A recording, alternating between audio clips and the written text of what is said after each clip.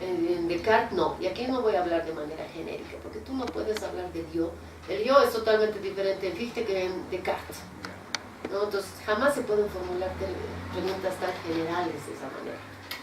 El yo, para todo el pensamiento de Zizek, influenciado por el psicoanálisis, no va a poder ser idéntico al alma, ¿no? Y el alma es un concepto no utilizado frecuentemente de esa manera y con esa terminología en filosofía. De lo que se habla en filosofía es de la razón, ¿no?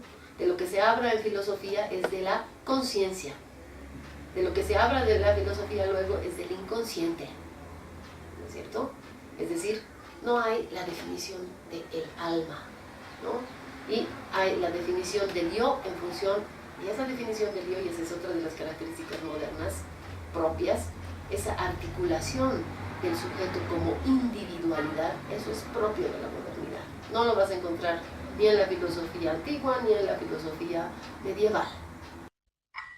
Disiento yo de la opinión suya aparente de que haya un yo moderno contrapuesto a un yo de épocas antiguas. Es decir, si tomamos, por ejemplo, a la filosofía clásica griega, muy anterior a la modernidad, ahí había pensadores con un yo muy claramente establecido, orgullosos de su individualidad.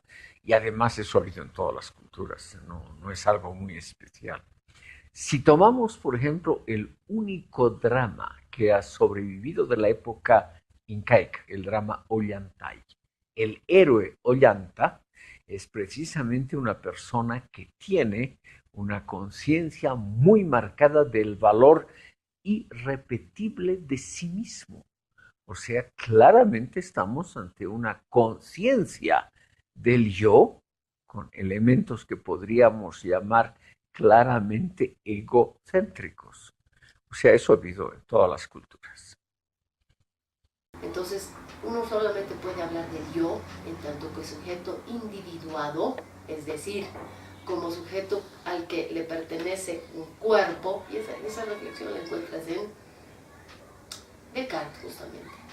Sí, hay concepciones, ¿no? Por ejemplo, Fichte, el famoso filósofo, habla del yo absoluto como un ser independiente y a priori, independientemente del cuerpo, del alma, del cuerpo prácticamente, ¿no? Del organismo. Mm, Bueno, depende cómo se entienda el alma, ¿no?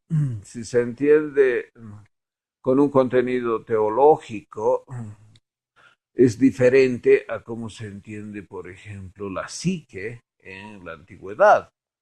La psique para Aristóteles, que se traduce como el alma, no tiene que ver, por ejemplo, con el alma del cristianismo. El alma para el cristianismo es un elemento substancial creado por Dios. En cambio, para Aristóteles, la psique, y en general para los griegos, la psique es la conciencia. Es la conciencia, es lo que los empiristas llaman la hoja en blanco, ¿no? Entonces, ¿cómo se entiende el alma? Eso también es bastante diverso, no hay una sola definición del alma. Y si se entiende con contenido religioso, teológico, o si se entiende con una impronta psicológica, o si se entiende como algo más nociológico, evidentemente puede estar o no relacionada con el yo moderno. Ahora, el yo de la modernidad, ¿cuál es? Ese es otro problema también, porque, bueno, es diferente, por ejemplo, el yo de la filosofía de Fichte, en que aparece como un yo absoluto y que además se constituye en un proceso dialéctico. O el yo de Kant, por ejemplo, si se admite la conciencia en sus distintos niveles. Y bueno, si se admite también el yo de Freud, que es un componente de una visión compleja y diferente a los otros pensadores, filósofos. Entonces, depende de qué filósofo estemos hablando, sea en términos del alma o sea en términos del yo. Y en ese sentido van a surgir relaciones de similitud o de diferencia.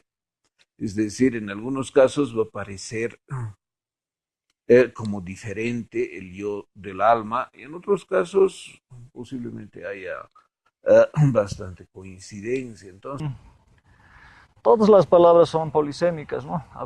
Tendríamos que definir nosotros, ¿no? ¿Qué es el alma, qué es el yo? Pero no veo mucha diferencia. Tal vez esto ofenda a los psicólogos y nos digan, no, el yo es un concepto bastante especializado, o el alma es un concepto solamente ya histórico, etcétera.